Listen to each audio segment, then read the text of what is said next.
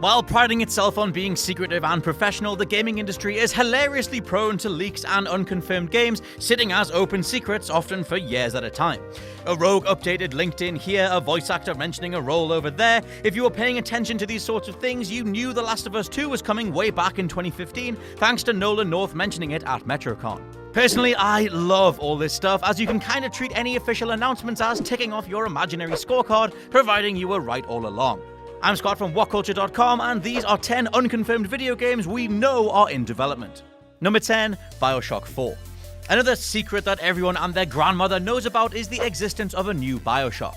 It's been 6 years since Bioshock Infinite, and a mysterious studio owned by 2K Interactive is apparently hard at work on the next installment. This too came from Kotaku's Jason Schreier, who dove into the development of Mafia 3 at 2K and what the team has been doing since that game's release. Schreier mentioned that the Mafia 3 team were being shuffled around after that game's wry reception, and slyly revealed that some have moved just next door to work on an unannounced Bioshock game. It's unclear just how far along this project is. It might even straddle this console generation and the next. According to the report though, the dev team have had to remain very tight-lipped while they figure out what the core direction of the game will be, which suggests that it's nowhere near ready. Naturally, the most pertinent question is, where does it take place? Bioshock 1 and 2 were both underwater, whereas Bioshock Infinite took place way up in the clouds. Where do you even go from there? Maybe Bioshock 4 will look to change the feel of the games altogether. The first installment did start out development with a more stealthy, botanical vibe involving weaponized plant life, and just give me that. Number 9, Watch Dogs 3. Watch Dogs is an endlessly interesting franchise in terms of sequels.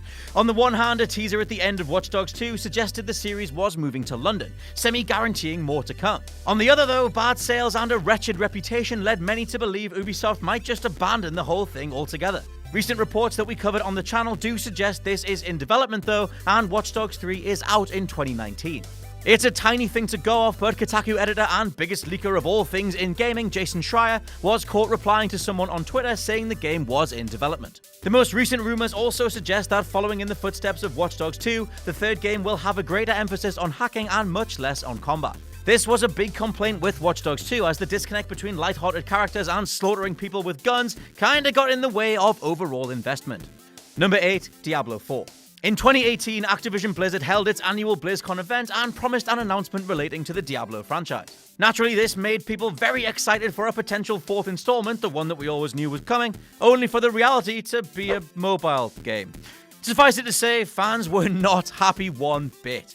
Many wondered why they didn't get an announcement or even a mention for Diablo IV, seeing as the third game came out 6 years prior. Well, turns out the franchise had suffered several shaky years of management changes, radical design overhauls, and a full-on cancellation. According to a Kotaku report, Diablo IV had actually been in development since 2014 and was set to be a big departure.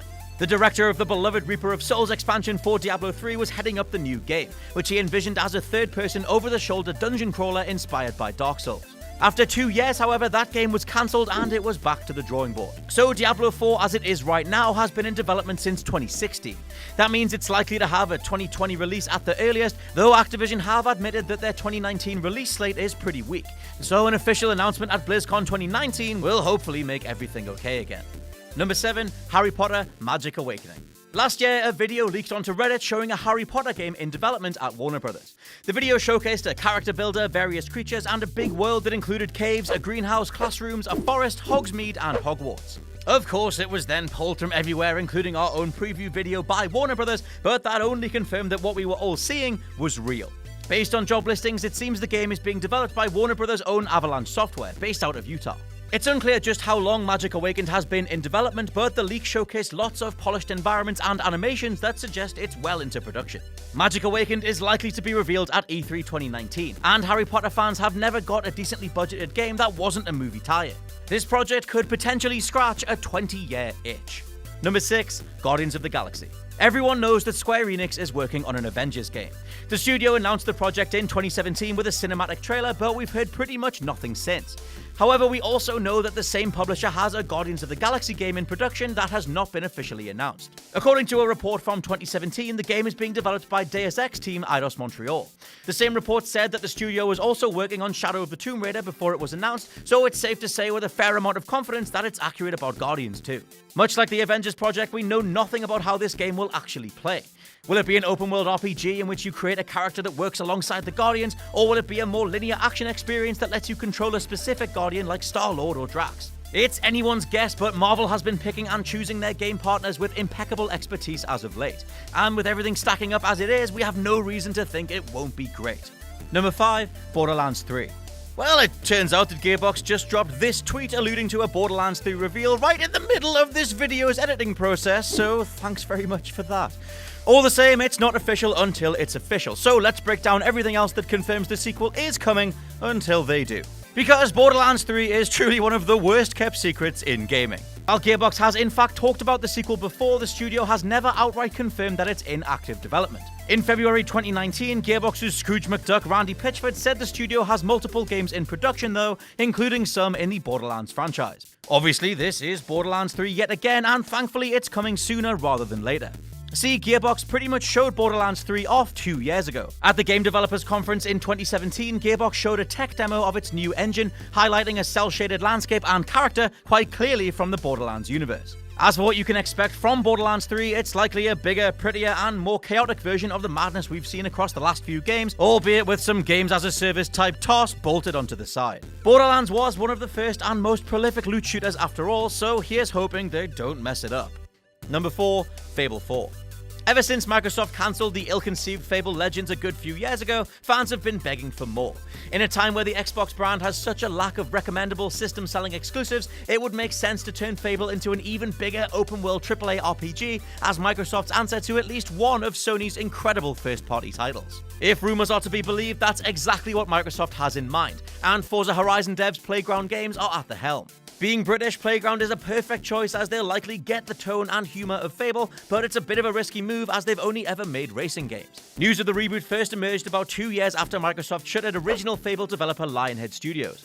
Whilst most fans would rather see Lionhead get another crack at things after the thoroughly terrible Fable 3, Playground might be the only way to give the series a fresh start. As for what the game looks like and when it comes out, we kinda have no idea, but with Microsoft looking to dominate E3 and generate hype for their new Xboxes, I'd bet that is when all is revealed. Number 3, Splinter Cell.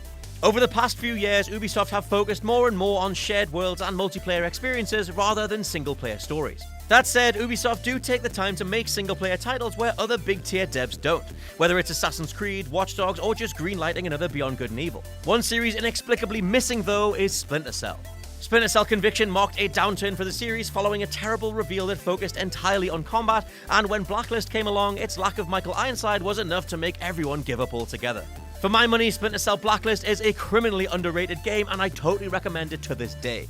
But it failed to meet sales expectations at the time, and the franchise has been dead ever since. Because no, that terrible Ghost Recon DLC does not count. All that said, a brand new Splinter Cell has allegedly been in development for some time. Ubisoft Toronto founder Jade Raymond, who has since left the company, said in an interview with Game Reactor that before she left, Ubisoft were working on a new entry in the series. Also, remember the infamous Walmart Canada leak from last year that outed Rage 2, Just Cause 4, LEGO DC Villains, and many more? It also listed Splinter Cell as an upcoming release.